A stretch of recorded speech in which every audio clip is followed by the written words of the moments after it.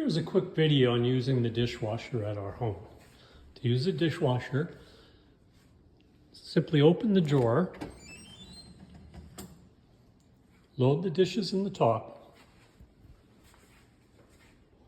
open this small drawer here, add the finish dish powder into that drawer, push the door closed,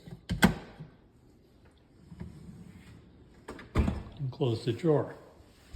As you can see, anytime the drawer is opened, the controls appear.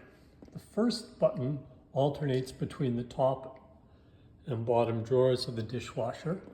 The second allows you to select the type of wash that you'd like. We usually use normal. This button here, the third button, allows you to select options. We like to select the extra dry option. And when you're ready to start, just press this button here. You can hear it starting, and it begins washing. If you realize you need to add one more dish, just press that to pause again.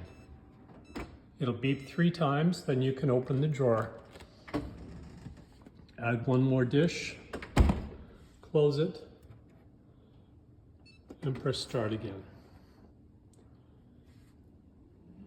It's important to note, once you start a cycle, if you leave it in the pause position, it will continue to beep.